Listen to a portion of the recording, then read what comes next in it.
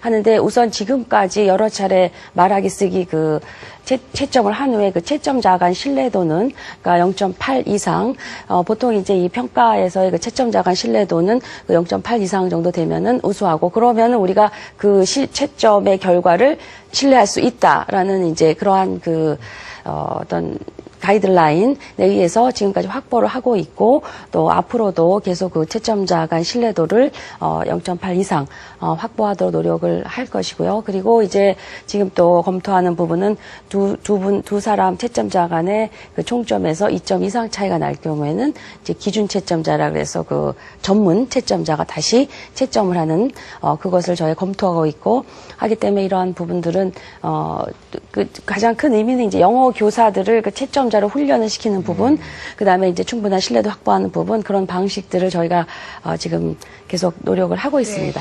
그런데 지금 우리 진보본부장이 말씀하신 것처럼, 우리 심의원님도 말씀하신 것처럼 지금 이 방송 보고 계시는 학생들과 학부모님들이 이 방송에서 가장 궁금해하시는 부분이 바로 그 채점 부분이거든요. 그러니까 뭐 아까도 우리 심의원님과 이 교수님이 말씀하신 것처럼 토익 스피킹 같은 경우에도 이제 ETS 측에 이제 그 컴플레인을 제기하는 경우도 상당히 많은데 그 정도까지 공신력을 우리가 끌어올릴 수가 있나? 라는 부분인데 우리가 한번 그 채점 방식이 또 어떻게 또 진행되는지 한번 또 화면을 준비했죠. 예, 지난 5월 26일과 27일 국가영어능력평가시험의 모의시험이 이루어졌는데요. 그 모습과 함께 시험의 내용 저희가 화면으로 함께 담아봤습니다. 보시죠. 지난 5월 말 서울의 한 고등학교에서 국가영어능력평가시험의 모의시험이 있었습니다.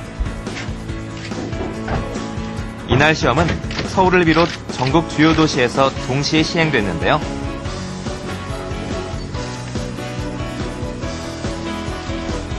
국가 영어 능력 평가에 대한 높은 관심만큼 현장에는 수많은 취재진들이 모였습니다. 따끈따끈한 시험을 치르게 될 주인공들은 고등학교 3학년 학생들. 고교생을 대상으로 출제된 2, 3급 시험을 미리 풀어보게 됩니다. 국가 영어능력 평가시험은 고등학생용인 2, 3급 시험과 성인용인 1급 두 종류로 나뉘는데요. 고등학생용은 학생의 진로와 필요에 따라 2, 3급 중 선택하여 응시가 가능합니다. 성인용인 1급은 한국의 직업 분야에서 공통적으로 요구되는 일반적인 영어 사용 능력을 평가합니다. 2급 시험은 다양한 기초 학문 영역에서의 기본적인 영어 사용 능력을, 3급 시험에서는 일상생활 및 간단한 업무 상황에서 쓰이는 실용 영어 능력을 중심으로 평가하고 시험 시간은 총 135분으로 2급 70문제, 3급 72문제가 출제됩니다.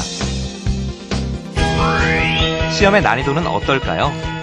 현 수능보다 조금 더 쉽게 출제될 것이라는 반가운 소식. 어휘수에서는 2급이 현행 수능에 비해 1000단어 이상 적을 뿐만 아니라 2급 시험 읽기 영역의 예상 정답률은 수능에 비해 5에서 10% 정도 높게 나왔다고 합니다. 국가 영어 능력 평가 시험은 기존의 지필 시험과 달리 IBT, 즉 인터넷을 기반으로 하는 시험인데요. 시험 당일 중앙센터와 수험자의 컴퓨터가 인터넷으로 연결되어 실시간으로 문항이 학생들에게 전송되고 학생들의 응답은 서버에 저장됩니다. 중앙센터에 저장된 답안의 채점은 듣기, 읽기의 경우 자동 채점이 이루어지고 말하기, 쓰기는 채점자가 서버에 접속하여 온라인으로 채점하게 됩니다. 시험 성적은 수능과 달리 절대평가로서 각 영역별로 패스 3개 등급과 페일로 구분이 됩니다. 모의시험 현장. 컴퓨터에 능숙한 학생들이지만 IBT 기반의 시험 방식이 조금은 낯선 모습인데요.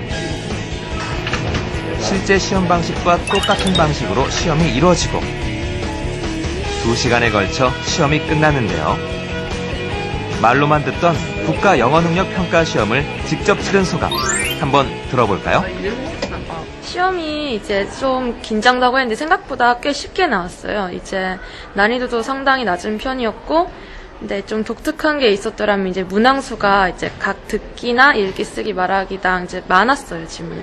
그런 점에서 시간이 약간 부족했던 경우도 있었고. 우선 말하기 하는 거랑 쓰기가 도입이 됐으니까 그거에 대한 다른 여러 가지 심층적인 평가를 가능하게 할 수 있었던 것 같고요. 그냥 재밌었어요. 예, 토크앤 이슈 오늘 특집으로 함께하고 계십니다. 한국 영어 교육의 전환점 국가 영어 능력 평가 시험을 이야기하다.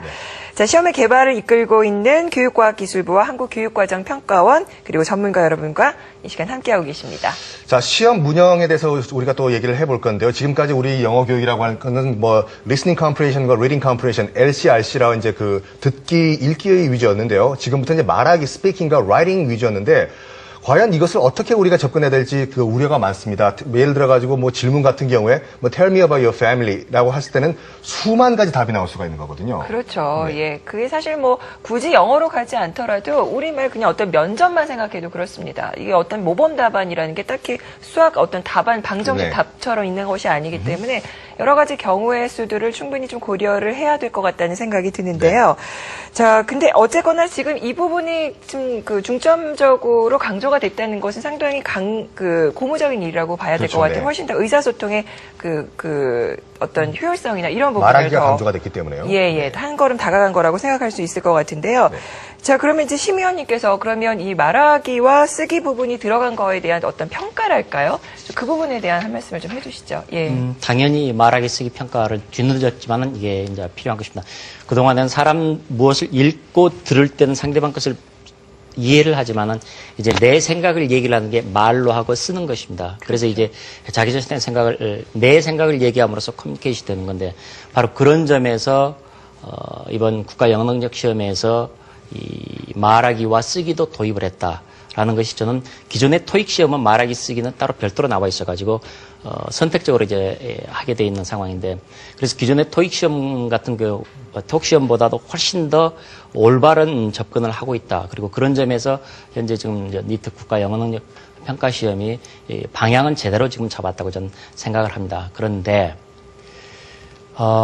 제가 처음에 이 문제를 접근했을 때는 중고등학교 학생들의 수업용보다는 대학교 일반인들이 쓰는 회사에다가 제출을 하는 토익 대체형으로 했으면 먼저 좋겠습니다라고 제 의견을 말씀드렸는데 그건 왜 그러냐면 대한민국은 대학 입시에 0.1점 차이로 죽고 사는 전쟁이 벌어지는 나라입니다.